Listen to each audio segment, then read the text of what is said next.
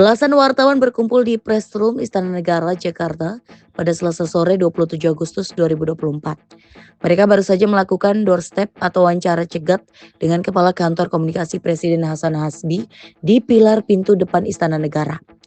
Namun mereka terkejut manakala baru mengetahui bahwa Presiden Joko Widodo mengeluarkan keterangan pers setelah Biro Pers Istana membagikan tayangan melalui siniar di YouTube Sekretariat Presiden pada pukul 18.55 waktu Indonesia Barat. Spekulasi muncul bahwa hal tersebut merupakan wawancara settingan. Salah satunya terlihat pada mic yang tidak dilabeli identitas perusahaan media massa seperti yang umumnya terjadi. Hal lain, tidak terdengar wartawan yang biasa berdesakan dan suara yang saling bersautan mengajukan pertanyaan kepada Jokowi. Beberapa pewarta istana berspekulasi orang yang melontarkan pertanyaan kepada Jokowi adalah pegawai Biro Pers dan Media Kepresidenan. Dalam tayangan video itu, Jokowi memberikan keterangan perihal aksi demonstrasi menolak pengesahan revisi Undang-Undang Pemilihan Kepala Daerah oleh Dewan Perwakilan Rakyat. Ia memuji langkah cepat DPR membatalkan pengesahan tersebut. Presiden pun menagih langkah cepat DPR dalam membahas rancangan Undang-Undang Perampasan Aset Tindak Pidana. Misalnya seperti rancangan Undang-Undang Perampasan Aset yang juga sangat penting untuk pemberantasan korupsi di negara kita. Presiden Joko Widodo kemudian mengunggah video reels Instagram yang menampilkan dirinya sedang melakukan konferensi pers di Istana Negara di Jakarta.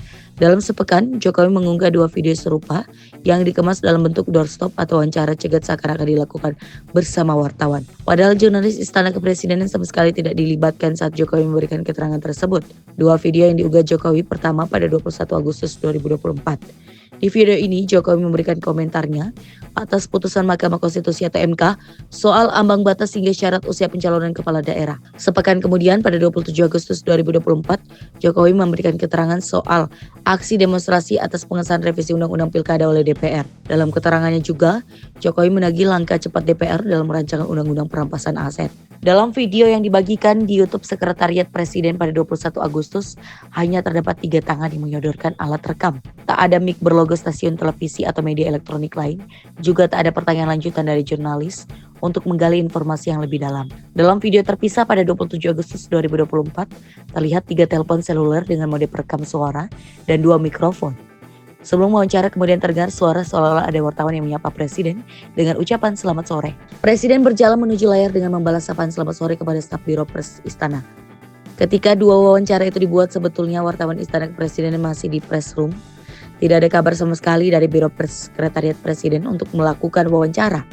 Tetapi tiba-tiba misalnya seperti pada tanggal 27 Agustus, tayangan keterangan Jokowi dibagikan tepat pada 18.55 waktu Indonesia Barat sebelum jurnalis hendak pulang.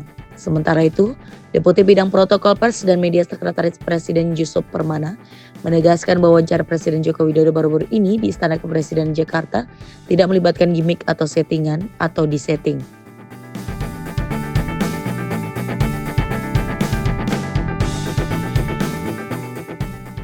Yusuf menyebut bahwa wawancara tersebut merupakan bagian dari rutinitas pemberian keterangan pers dan tidak dirancang untuk tujuan lain. Ia juga menambahkan tujuan utama wawancara tersebut adalah untuk menyampaikan informasi langsung dari Presiden kepada masyarakat sesuai dengan fungsi dan tugas yang diemban oleh Sekretariat Presiden. Adapun ketika disinggung alasan kenapa lebih memilih melakukan doorstop dengan Biro Pers Istana daripada wartawan, Jokowi melambaikan tangan dan hanya tersenyum untuk mengakhiri sesi tanya jawab dengan jurnalis. Jokowi ditanya saat doorstop usai acara di Rumah Sakit Persahabatan Jakarta Timur pada Jumat 30 Agustus 2024. Negara kita, Indonesia ini adalah negara demokrasi. Penyampaian aspirasi, penyampaian pendapat, ini adalah hal yang baik dalam demokrasi dan saya sangat menghargai itu, saya sangat menghormati itu. Dan hanya saya titip, mohon penyampaian aspirasi itu dilakukan dengan cara yang tertib dan damai, sehingga tidak merugikan, tidak mengganggu aktivitas warga lainnya.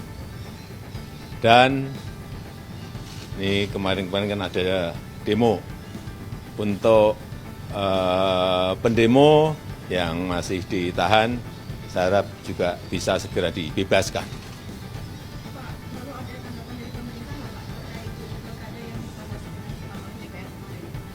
Apa? Apa ada tanggapan dari pemerintah terkait pilkada dibahas Oh, ya, saya menghargai langkah cepat DPR dalam menanggapi situasi yang berkembang.